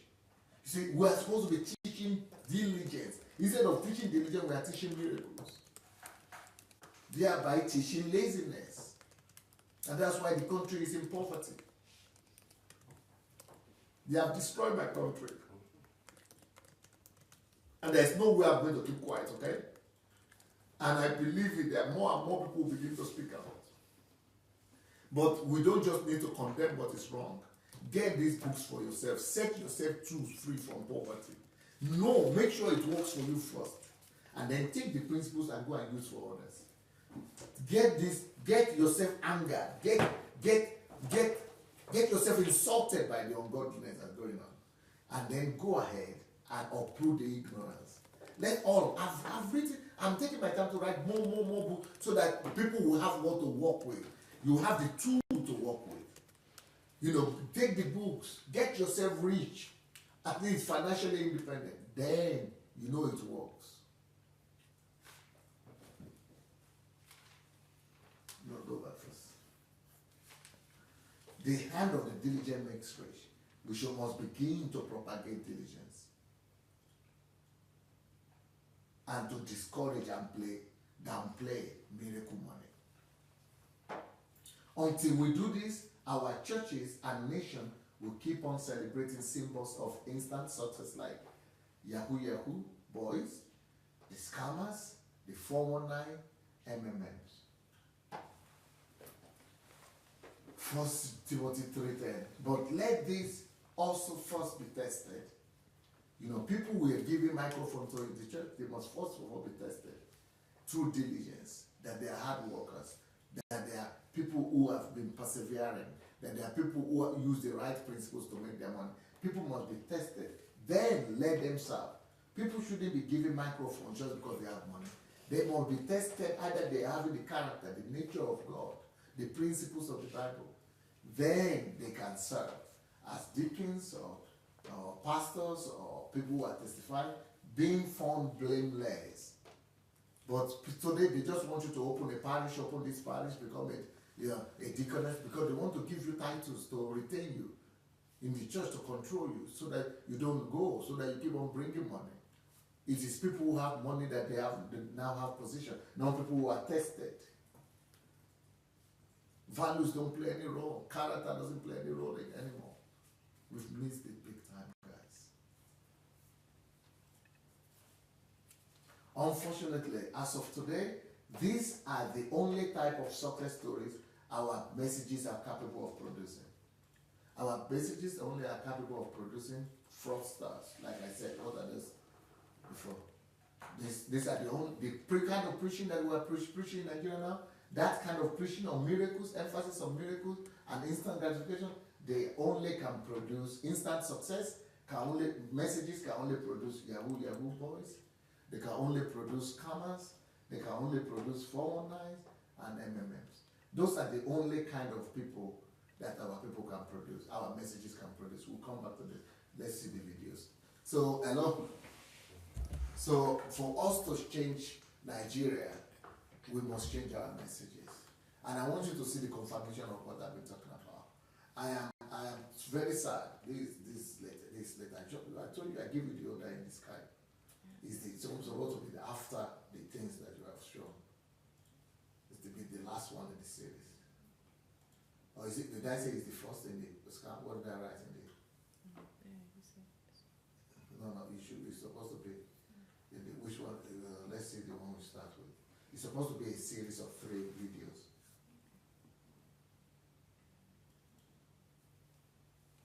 That are connected. Okay, maybe this is the last.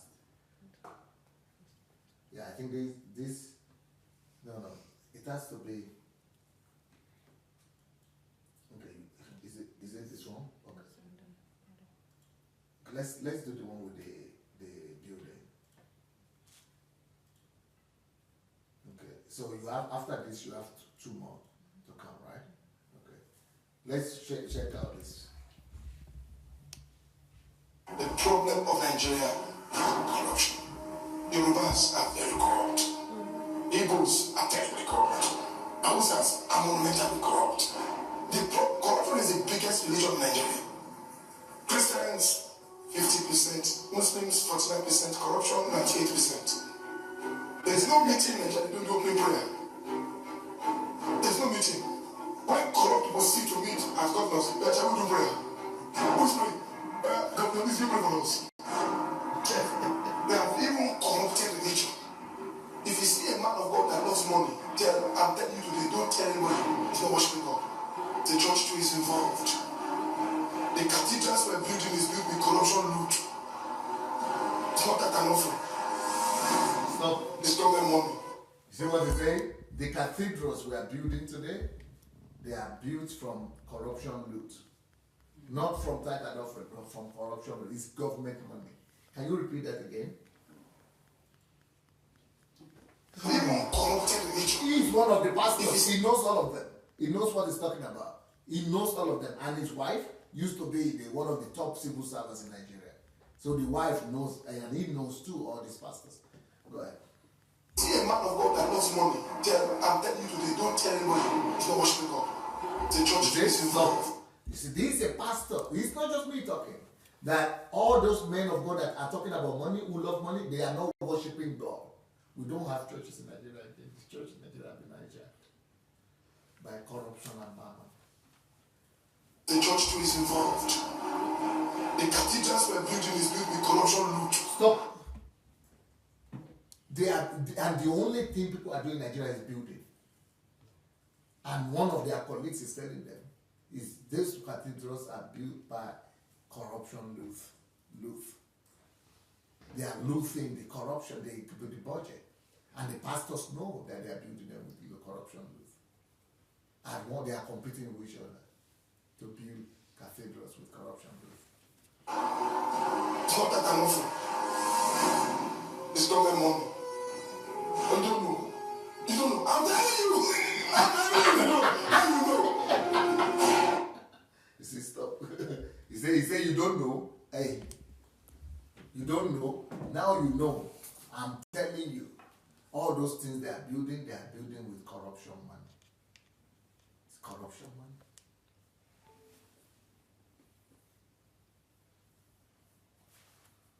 Are we ready for the second one?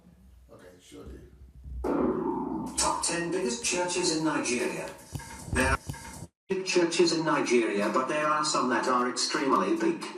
Here are the top 10 biggest churches in Nigeria. At number 10 is the Lord's Chosen Charismatic Revival Ministry. There is no way for them to build such a big cathedral. These are their buildings, right? Without corruption loot. They've just told us how the buildings are coming from corruption loot. LCCRM. This is a big church founded by Pastor Lazarus Mock in 2002 and has its headquarters in Lagos.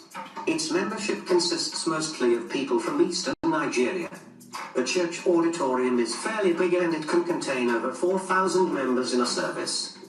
Taking the 9th position is Fountain of Life Church. You see, they just told us where the money is coming from. Corruption loot. All the cathedrals. How can you be building the house of God with corruption? For God. That is Baal. That is Baal. That is the house of Baal. Is it Baal or Baal? What do you call it? Is it Baal or Baal? That is Baal. That is not house of God anymore. That is Baal. And some people are telling me, where should we go to if you don't go to churches? You don't go to churches anymore. Those are not churches. Those are house of Baal. You better begin to do churches in your homes. Little groups, like in the New Testament. Let everybody begin to worship God in their small groups, fellowships. Teach your people to love God by themselves, not through cathedrals. This church was founded by Pastor Taiwo Dukoya and has its headquarters in Lagos. The church auditorium is fairly large and can accommodate over 5,000 congregations. Coming at number 8 is Daystar Christian Center, DCC. The Daystar Christian Center is one of the fastest growing churches in Nigeria. Its headquarters is in Lagos. The church is owned by Pastor Samuel Adeyemi, who is also a renowned motivational speaker. The church auditorium can accommodate over 6,000 people in a service. At number 7 is the Commonwealth of Zion Assembly Koza. The Koza ministry was founded by Reverend Biodun Fati Yimbo in 1999. Koza has its headquarters in Abuja. Koza Church Auditorium can accommodate close to 10,000 worshippers in a service. At number 6 is the Apostolic Church. The Apostolic Church is one of the biggest churches in Nigeria with over 4.5 million members nationwide and a national temple that seats over 10,000 worshippers in a service. Taking the 5th spot is Deeper Life Christian Ministry. Deeper Christian Life Ministry, also known as Deeper Life Bible Church, is a non-denominational Christian church with its international headquarters located in Lagos. It is overseen by the General Superintendent of the church, Pastor William Gumui, who also established the church in 1973. The church auditorium can sit over 30,000 people, making it the 5th biggest church in Nigeria. Coming at number 4 is Christ Embassy. It doesn't make sense that the church, Nigeria is one of the poorest countries in the world per capita. Poorest. But these churches you are seeing, you will not see them in any country in the world. Apart from Korea. But even in Korea, they are not as big and so many like this. So where do they, if we are the poorest, where people are living on $2 a day, then where is money coming from? Apart from government. Only government has money. Government is selling oil money. So the guy is right that they are building these things from government loot. Yep. Christ Embassy, also known as Believers Love World Incorporated, is a megachurch and a Christian denomination founded by Pastor Chris Akilom in 1990. The church has headquarters in Lagos with its branches spread across Nigeria. The church has since become a global network of churches with millions of congregations in many countries. Its headquarters in Lagos has over 40,000 members. At number 3 is Mountain of Fire and Miracle Ministry, MFM. Founded by Dr. Olukoya, Mountain of Fire and Miracle Ministry is the 3rd biggest church in Nigeria with a crusade hall that can accommodate up to 45,000 worshippers at a time. The church also has its camp along Lagos-Ibadan Expressway. The church is one of the most popular churches in Nigeria, taking the 2nd place as Living Faith Church worldwide. Also known as Winners Chapel, Living Faith is a megachurch and a Christian denomination founded by Bishop David Oyedepo in 1983. The organization has since become a global network of churches with congregations in 65 countries. The church headquarters in Lagos has an auditorium that can accommodate 50,000 people. At number 1 is the Redeemed Christian Church of God. This church holds the record as the Pentecostal church with the most branches in Nigeria. The Redeemed Church is the most populated Pentecostal church in Nigeria with a membership of over 2 million people. This church also has the largest auditorium that can accommodate its huge members, especially during their crusade along Lagos-Ibadan Expressway. It is worthy of note that very soon Nigeria may have some of the biggest churches in the world after the MFM Temple with a seating capacity of 500,000, Faith Theatre with 100,000 seating capacity, Salvation Ministries with 90,000 capacity, the Lord's Garden of Dynamis International Christian Center with 70,000, which are now under construction, are completed. Thanks for watching. This is the biggest religion in Nigeria. Corruption is the biggest religion in Nigeria. Church has become the biggest business in Nigeria and the biggest corruption in Nigeria. Corruption scheme, the biggest religion, like that guy said. That guy, the guy that I spoke earlier. You know, that's the biggest problem. Why is it? And the problem is that all these churches, they are not effective out of Nigeria, out of Africa. They are not effective. Okay, their message, if they are so powerful, if these are so powerful men of God, why is it that they cannot affect Europeans? Why is it that they cannot affect Asians? Why is it that they cannot affect Australians? Why is it that they cannot affect Americans? Why is it that they cannot affect only black people they can affect? At least I've proven that the gospel of the Lord Jesus Christ, when it's pure, can affect any race.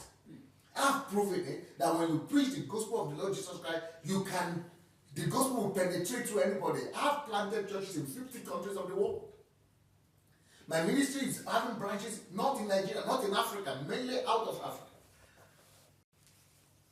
I built the largest church in Europe, not of black people, but of white people. I've built churches all over the continent, all over America. I've been everywhere with the gospel of the Lord Jesus Christ, and it's worked and penetrated. And it has been effective without Nigeria owing money and without corruption. But when your gospel is only working among your own tribe people, you know you don't have the gospel. You have something else. Let's hear what that guy says again. Corruption. Yorubas are very corrupt. Igbos are terribly corrupt. Hausas are mentally corrupt. The problem of Nigeria is corruption. Yorubas are very corrupt. Igbos are terribly corrupt. Hausas are monumentally corrupt. Corruption is the biggest religion in Nigeria. Christians, 50%. Muslims, 49%. Corruption, 98%. There's no meeting in Nigeria, don't open prayer. There's no meeting. When corrupt people seek to meet as governors, shall we do prayer? Who's praying? Governor, please pray for us. They have even corrupted religion. If you see a man of God that loves money, I'm telling you today, don't tell anybody he's not worshiping God. The church too is involved. The cathedrals we're building is built with corruption loot. It's not that an offering. It's not my money. I don't know. You don't know. I'm telling you. I'm telling you. Now you know. Okay. You see, it's time for the truth. And all of us must begin to raise our voices. We insulted. You have to all be here. We all have to become insulted by ungodliness that is happening in our country. And kick out the ignorance of our people. Kick out the ignorance. Start revolution. Church shift. These are stories of how we did Orange Revolution here. Kingdom-driven life. Bring revolution to Nigeria. Let's all start that revolution. Let's bring it. If you need the books, I think DSA books at gmail.com, or go to Amazon if you want an electronic book or Okada book. Or if you're in Nigeria, some of them might be in Nigeria with Sherman. Anyway, let's go. What is this one? Hello. Right, left. You have to do one of the two. You have to ask somebody else what they're doing. You have to. You will notice that where there used to be fields, to my right and to my left and to my back,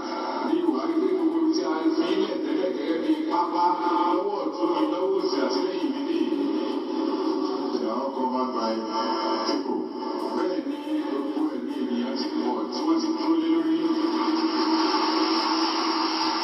Now, that tells us one thing.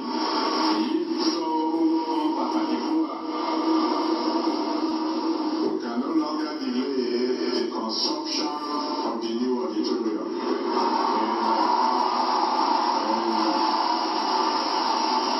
Àsìkò ti tó wà yìí o, kí a wá mú ọ̀nà tuntun lọ́kùnkúndùn.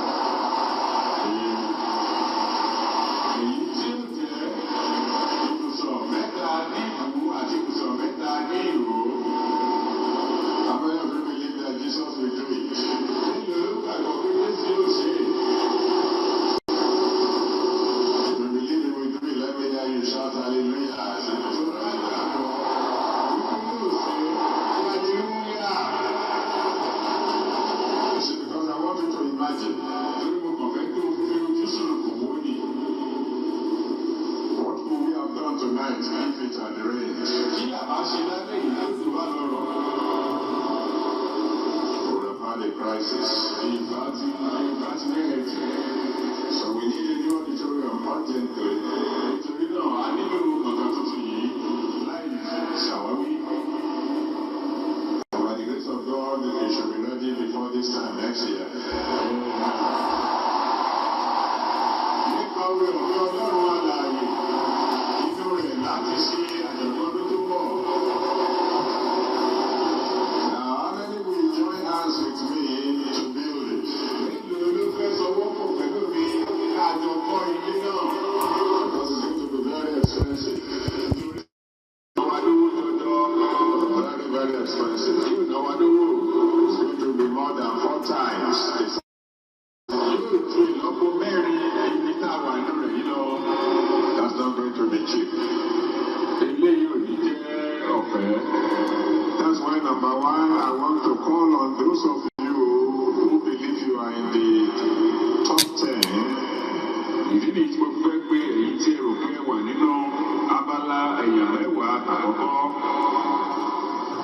By the grace of God, can give 1 billion naira.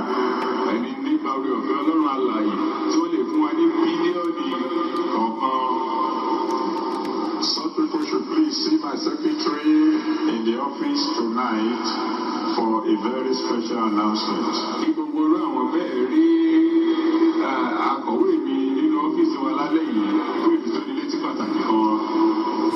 And then there will be some of you who can say, Daddy, I wish I can give 1 billion, but... Can you repeat that again a little bit? Repeat that thing again. I want to make sure that I'm hearing what I thought I was hearing. Call on those of you who believe you are in the top 10.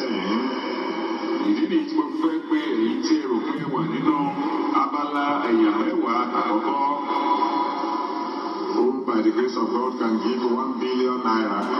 And in the value of God, it's only 1 billion.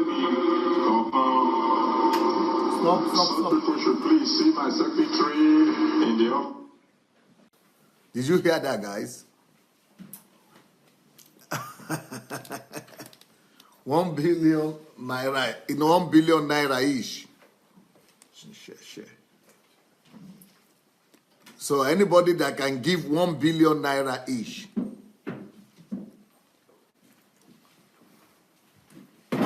So this is about billion naira. So billion naira offering. So the people who can give billion naira should see the GO secretary in the office. That's a good strategy. I like that. But it means there are people there. But you see, the problem again is, you remember what we said. It doesn't matter what source that money is coming from. That person could be a drug pusher. Or it could be a bank manager who goes to steal the money from his depositors, like we had yesterday. That person could be a kidnapper.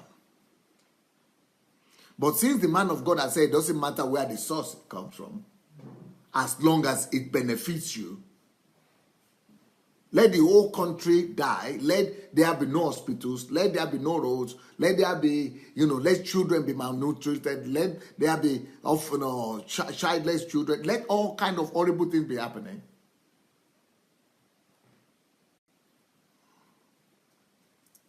Maternal mortality, child mortality, all, and people are stealing from the banks. People are stealing from the coffers. And most of those people, a lot of people sitting in that auditorium are politicians. You think they would not want to please the GO? If you are a governor sitting down there who is not paying salary of your workers, but GO is telling you to bring $1 billion, $1 billion naira, you think the governors will not be challenged to say, I want to GO because they are calling him Papa, Daddy. What would Daddy be thinking? That I'm sitting here and I'm not coming to bring anything. Papa will not be happy now. Then I'm losing face. Even if you are not corrupt, you don't want to lose face before your Papa GO. You don't want to lose face before your daddy. So people who are not corrupt, this kind of announcement is going to push them to want to please the daddy. And then they are thinking they are pleasing God. So they would rather not pay their workers, they would rather not pay their staff, they would rather not fund their state universities, but give the money so that the GO will be happy. Because even if they cash me, GO will intervene, or GO will pray, or GO will cover for me. I am protected as long as GO is on my side. I am protected as long as GO is blessing me. If GO will bless me, I will be reelected. If GO will bless me, nothing bad will happen. So let's hear that thing again, because I'm not sure I'm hearing this. Is it 1 billion, he said? Let's hear that thing again. No. Shineke. Let me hear that. Very, very expensive. It's going to be more than 4 times the size of this one. That's not going to be cheap. That's why, number one, I want to call on those of you who believe you are in the top 10.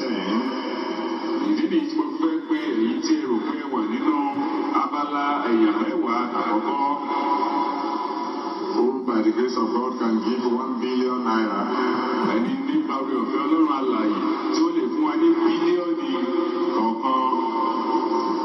such people should please see my secretary in the office tonight for a very special announcement. The announcement we already had it.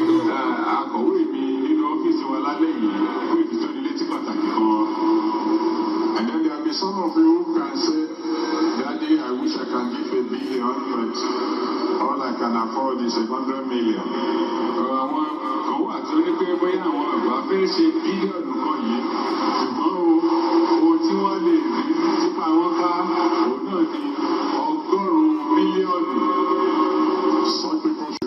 You see? You hear what he's saying? So the ones who cannot afford 1 billion, and you say it's only, I'm a poor man, no? It's only 100 million that I can afford. I'm a poor man, only 100 million that I can afford. I cannot afford 1 billion, but at least 100 million I will bring. Can you imagine the calculation that will go in people's heads, where they will steal the money, where they will get it, where they will withdraw it? Even if you withdraw that kind of thing from your businesses, it's still catastrophic. But no Nigerian will have that kind of cash in the hand now. But because they want to please the man of God, they have to do it. After the program tonight,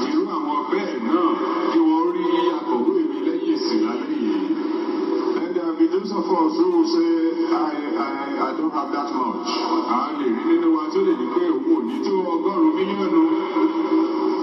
But God helping me, 50 million, 20 million, 10.